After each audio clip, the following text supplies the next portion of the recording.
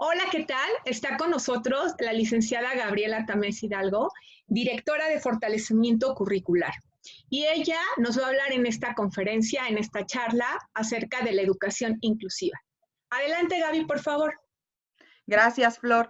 Pues antes que nada, muchas gracias por la oportunidad de poderles compartir un poco de lo que se hace en la Secretaría de Educación Pública y en particular les quiero hacer un resumen de algunos aspectos que están mencionados en la Estrategia Nacional de Educación Inclusiva.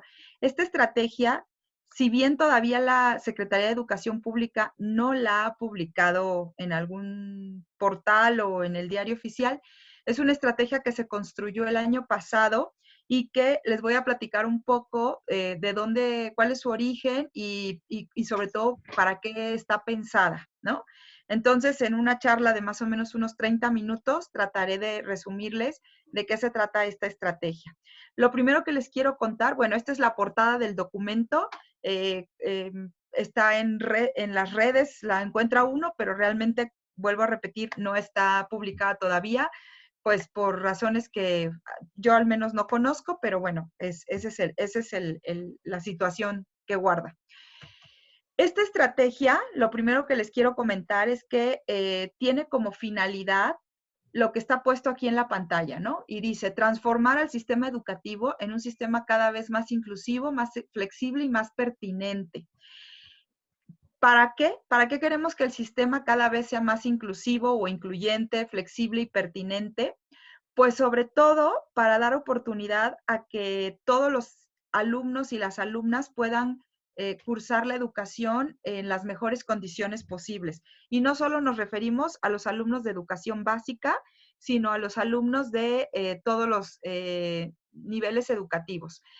Entonces, creo que un gran acierto que tiene la política actual en educación, que lo podemos ver en la Ley General de Educación, es que la educación, los mandatos que se están haciendo a través de tanto del artículo 3º como de la Ley General de Educación, están considerando todos los tipos, niveles y modalidades de la educación. Casi todos, pues, pero en general, en particular considera todos los tipos, niveles y modalidades. Esto quiere decir, los tipos hablamos de la educación básica, la educación media y la educación superior. Dentro de cada tipo hay niveles, bueno, sobre todo en básica, que tenemos inicial, preescolar, primaria y secundaria, y además tenemos modalidades dentro de estos niveles educativos. Bueno, otra cosa que me parece muy importante mencionar de la estrategia es que todo su énfasis está puesto en que lo que tenemos que cambiar es el sistema y no cambiarlo del punto 0 al punto 1 porque no exista nada, sino en realidad tenemos que transformar de manera gradual, de manera paulatina y de manera constante el sistema para ir identificando, atendiendo y eliminando las barreras para el aprendizaje y la participación. Es decir, que digamos que la responsabilidad está transferida en las barreras del sistema. Cuando decimos que tenemos que hacer un sistema más incluyente o más inclusivo, lo que estamos diciendo con este propósito es que las dificultades no solo no corresponden totalmente a las personas, porque las personas es cierto que por alguna condición de vida o por alguna condición social son o están más vulneradas para poder participar en actividades de la vida cotidiana como es la educación. Sin embargo, lo que se trata es como de decir, bueno, no es, digamos, la responsabilidad totalmente de las personas, sino el sistema tiene que hacer algo para que permita que estas personas puedan obviamente ingresar, lo que dice más adelante, ¿no? Favorecer su acceso, su avance, su permanencia, su aprendizaje y su participación. Entonces, creo que eso sería lo más importante de entender en el tema de por qué tenemos que hacer un sistema cada vez más incluyente. Abajo, si ustedes se fijan de esta lámina, dice la exclusión no es un problema de los educandos, sino es un asunto de las barreras que están en el sistema, ¿no? Entonces, es como una forma de reiterar lo que acabo de decir y que básicamente significa pensar en que lo que está alrededor de las personas, que es el sistema educativo, y que no solo tiene que ver con las prácticas de los maestros, sino tiene que ver con muchos otros aspectos. Hay que revisarlo, no necesariamente hay que modificarlo, si se requiere, por supuesto que habría que hacerlo, pero sobre todo hay que ir pensando en que todas estas condiciones tienen que estar alineadas para poder hacer un sistema cada vez más incluyente. La estrategia tiene 6 ejes. Esta estrategia, después de un largo consenso, de un análisis, se determinó que tendríamos que, digamos, organizar todas las acciones que están puestas dentro de la estrategia en 6 grandes ejes, que como están aquí mencionados y con rojo, si ustedes se fijan, están como, se ponen los énfasis de cada uno de los ejes de qué se trata, ¿no?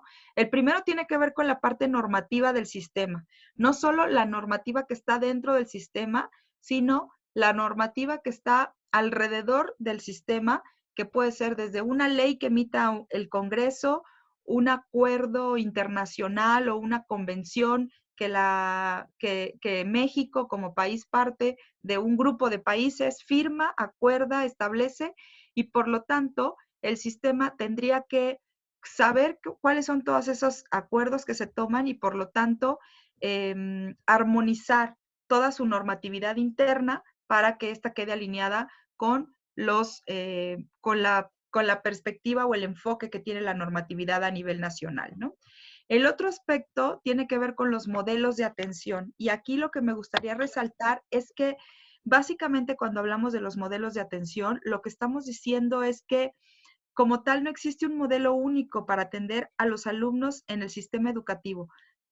Por lo menos en México no lo existe y yo creo que en ningún país, porque generalmente los sistemas educativos son muy grandes, ¿no? Abarcan a muchas personas, a muchas escuelas, muchos maestros.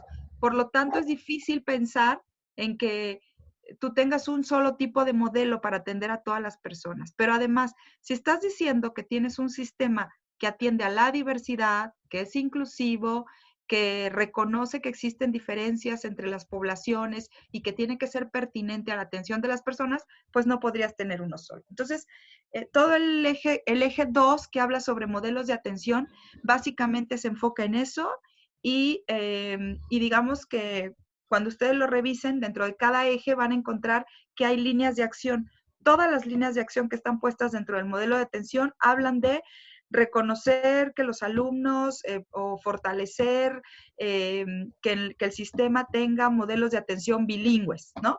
Para personas que hablan otra lengua, por la razón que sea, o reconocer que hay personas que requieren un tiempo, un ritmo distinto para aprender y que también eso se puede o se vale dentro del sistema educativo. Entre más tengas normadas todas las cosas dentro del sistema, a veces eso da certeza a los maestros, pero no necesariamente favorece que los sistemas sean incluyentes.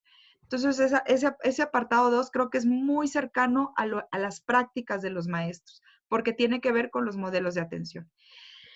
El tercero habla sobre los agentes educativos, qué tipo de agentes educativos necesitamos, cómo se deberían de incorporar al servicio de las escuelas, cómo se deberían de formar en las escuelas formadoras de docentes, que básicamente son las normales, pero hay otras instituciones que también forman docentes. El cuarto tiene que ver con la información, cómo la información tiene que captarse, cómo se tiene que organizar y cómo se tiene que utilizar con fines incluyentes o inclusivos. ¿Por qué? Porque pues es básico para tomar decisiones y entonces aquí no nos da tiempo de meternos a detalle a hablar sobre el tema, pero si pudiéramos hacer un mapeo a nivel nacional de quiénes son las personas más vulneradas, cómo las catalogamos en este país, en qué tipo de escuelas las atendemos, cuántos servicios de apoyo existen para atender a estas personas. No solo me refiero a educación especial, que es tal vez la parte que tú y yo, Flor, más conocemos, sino hay otro montón de servicios que también atienden a personas en situación de vulnerabilidad. Niños que están en condición de calle, que viven en condición de cárcel, en condición de hospital, población, por supuesto, indígena, migrantes. O sea, hay una serie de poblaciones que en este sistema educativo están identificadas como poblaciones vulneradas y que para eso necesitamos información. ¿Dónde están? ¿Quiénes son? ¿Qué requieren? En fin, ¿no? Entonces, por eso ese capítulo habla sobre el tema de la información. El punto 5 habla sobre los espacios educativos. En pocas palabras o palabras muy cercanas a cualquier maestro, en el punto 5 estamos hablando de las escuelas, ¿no? Es decir, cómo deberían de ser todos los espacios educativos. No solo en términos de infraestructura, porque generalmente cuando hablamos de inclusión, pensamos sobre todo en rampas, en baños adaptados, ¿no? Estacionamientos para personas con discapacidad, pero en realidad hacer un espacio inclusivo o incluyente implica muchas más cosas que eso, ¿no? Sobre todo en las escuelas, tiene que ver con la organización, con el liderazgo y la organización que si desde la cabeza de un centro educativo, que se llama centro de atención infantil, o preescolar, o primaria, o secundaria, o bachillerato, o universidad, cualquier espacio educativo que esté conformado a manera de una escuela o una institución educativa, lo que requiere sobre todas las cosas, o para empezar, diría yo, es un liderazgo, sobre todo pues de quienes tienen el liderazgo de la institución, que tengan un posicionamiento ético y pero además que tengan conocimientos técnicos de lo que implica atender a la diversidad y ser incluyentes. Porque para que exista realmente una transformación, eso es básico, se requiere. A veces ese liderazgo no viene de la cabeza del centro educativo, viene de otras partes, pero bueno, al final de cuentas lo que implica es eso, ¿no? Crear un lenguaje común y un entendimiento común sobre lo que implica la inclusión. Y el último punto tiene que ver con la comunicación y la vinculación del sistema hacia afuera, pero también hacia adentro, ¿no? Entre todos los tipos, niveles, modalidades, pero también entre las jerarquías que existen en los sistemas educativos. En México tenemos pues una Secretaría de Educación Federal, pero luego en cada entidad tenemos a su vez secretarías de educación que en muchas ocasiones a su vez están divididas en subsistemas o por regiones, en fin, hay una configuración que varía mucho de una entidad a otra y todos esos lazos de comunicación son indispensables al interior de la Secretaría, pero también para establecer vinculaciones con otros aspectos. Bueno, aquí ya no me detengo mucho, solamente es platicarles cómo más o menos en esta jerarquía está ubicada la estrategia. Tenemos el artículo 3º constitucional que recientemente se reformó en el año pasado. Pues ese básicamente, quien no conozca el nuevo, pues yo invitaría a que lo lea porque podríamos hablar de cada párrafo de lo que está expresado en ese artículo 3º, pues podríamos hablar algo en particular. Pero lo segundo, digamos, en el nivel de jerarquía, o sea, digamos que del artículo 3º, lo que lo reglamenta o lo hace mucho más específico es la Ley General de Educación. Bueno, hay 3 leyes secundarias al artículo 3º. La primera es, o tal vez la más abarcativa es la Ley General de Educación. Están las otras leyes que tienen que ver con los maestros directamente, las y los maestros, y la otra que tiene que ver con el tema de la evaluación de los maestros, que ahora se llama, no recuerdo ahora el nombre, pero es algo así como el sistema para el reconocimiento de la carrera de los maestros y demás. Bueno, y digamos que la estrategia está en un nivel de jerarquía abajo de la ley, ¿no? Pero ahorita les platico un poco más. Me voy a regresar a la ley para darle un poco de contexto a lo que estoy diciendo o a lo que voy a decir después sobre el tema de la estrategia de inclusión. En el artículo 3º constitucional se hizo perdón, en el nuevo artículo 3º constitucional hay un numeral, que es el número 2 romano, que habla sobre los criterios que tienen que orientar la educación. Y aparece una lista que son 2, 4, 6, 8 criterios. Ahí están puestos en los bullets. Democracia, que sea una educación democrática, que sea nacional, que favorezca la convivencia, que sea equitativa, que sea inclusiva, intercultural, integral y que sea de excelencia. Y dentro de estos, digamos, 8 puntos que están mencionados como criterios que deben orientar la educación, hay uno que es el F, que habla específicamente sobre lo inclusivo. Y cuando dice que el sistema, la educación se tiene que orientar desde un aspecto inclusivo, habla de que, lo que está puesto ahí textualmente dicho. El sistema será inclusivo al tomar en cuenta las diversas capacidades, circunstancias y necesidades de los educandos. Es decir, como que desde ahí empieza a hablar de qué es la diversidad o desde qué posicionamiento se está reconociendo la diversidad. Capacidades, circunstancias y necesidades de los educandos. Aunque en la ley todavía habla de otras cosas más, como intereses, habilidades, características, ritmos y estilos de aprendizaje. Tendrían que revisarlo en la ley, pero son como 8 como palabras a través de las cuales se menciona qué es la diversidad, ¿no? O cómo podemos, digamos, como el catálogo de cosas en las que podemos, a partir de las cuales podemos pensar en la diversidad.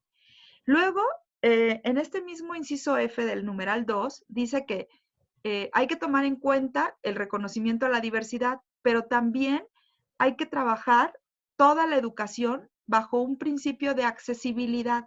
Es decir, ese es el concepto, pero no solo a nivel de concepto, sino eso es lo primero que deberíamos de promover como sistema, como escuelas, como maestros, como prácticas en las aulas, la accesibilidad. ¿Y eso a qué se refiere? Pues a que tú tengas, bueno, no tú, sino que todo el sistema y todos los que participamos en él, cuando tomemos una decisión de la índole que sea, hablemos de o pensemos en todas las personas y por lo tanto creemos condiciones para que todas puedan tener acceso a un bien social que es la educación. Después dice que se realizarán ajustes razonables y se implementarán medidas específicas. ¿Esto qué quiere decir en términos muy generales, aunque después me voy a meter un poquito más? Que tratemos de hacer que la educación que ofrezcamos desde la trinchera que nos toque sea lo más accesible posible. Y en caso de que esto no pueda suceder, por las razones que sean, porque no supe cómo hacerlo, porque no preví algo, porque las circunstancias me rebasaron, porque ese tipo de alumno no estaba considerado en lo que yo sé hacer, lo que sea, lo que tenemos que hacer son ajustes razonables y medidas específicas. Es decir, estas son como acciones, no sé si es la palabra correcta, pero son como acciones que reparan el hecho de que tú no hayas podido hacer acciones de accesibilidad que son como ex ante, es decir, de prevención.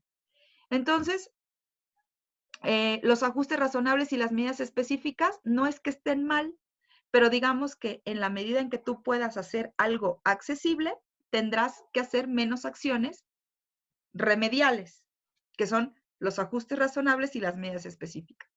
Y todas estas cosas con el objeto de eliminar las barreras. Entonces, en realidad aquí está poniendo el énfasis, me parece que en ese aspecto, en la accesibilidad como lo más deseable y las barreras como lo menos deseable, como lo que hay que atacar, digamos. Bueno, la estrategia en realidad, yo les decía hace rato que en la escala como de jerarquías está el artículo 3, luego está la ley y luego está la estrategia. La estrategia en realidad viene o se elaboró a partir de que en el artículo 3 se mandata que hay que hacer una estrategia de educación inclusiva, que en realidad no dice educación inclusiva, dice de inclusión educativa, así está textualmente puesta. Sin embargo, pues ya después se hizo un cambio en el título de la estrategia porque lo correcto es hablar de educación inclusiva. Entonces, la estrategia quedó con el nombre de Estrategia Nacional de Educación Inclusiva.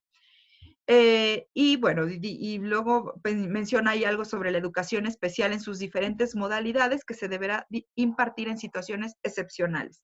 Eso es como otro tema. La verdad es que cuando hablamos de una estrategia de educación inclusiva estamos pensando en un espectro muchísimo más abarcativo. Sin embargo, ahí, pues, como que punto y seguido lo acota al terreno de la educación especial, pero si quieren al rato les platico un poco más sobre la educación especial en casos excepcionales. Aquí lo voy a anotar para que no se me olvide. Bueno, me voy a regresar ahora a hablarles de la estrategia. Les conté un poco de dónde venía como el mandato de haber hecho una estrategia, ¿no? Lo siguiente que les quiero comentar es que desde la estrategia, la forma en que está definida la educación inclusiva es que es el eje alrededor del cual debe estructurarse todo el sistema educativo. Es decir, tiene una mirada y una intención muy amplia. Por otro lado, dice que favorece el desarrollo de una escuela común, no selectiva, organizada para atender a la diversidad y que asegure el logro educativo de todas las personas. Es decir, pues eso, una escuela accesible, básicamente, para todas las personas, que requiere que todas y todos valoremos, es decir, los que participamos como agentes educativos, desde quienes están en una oficina administrativa y toman decisiones, hasta quienes están directamente en los centros educativos, todas y todos valoremos las diferencias como algo legítimo y que se desarrollen modelos educativos capaces de responder a estas diferencias, no solo las más visibles, ¿ok? Es decir, cuando hablamos de las diferencias entre las características, habilidades, capacidades, intereses, necesidades, ritmos y estilos de aprendizaje de las personas, en realidad, generalmente, según nuestro ámbito de experiencia, como que nos enfocamos en un grupo de personas, ¿no? Pero atender a la población vulnerada o vulnerable, como muchas personas le dicen, no es un asunto que se pueda resolver con una sola forma. Hay que tener como realmente conocimientos y capacidades técnicas específicas, porque hay poblaciones, o más bien cada población demanda un tipo de atención que requiere eso, ¿no? ¿Cómo vamos de tiempo, Flor? ¿Bien? Yo creo que vamos a hacerlo en dos partes. Ok. Sí, ¿Tú me dices? si quieres, detenemos aquí Ok, y seguimos en la segunda parte. perfecto. ¿Sí? Entonces les agradecemos hasta aquí y esperen el segundo video.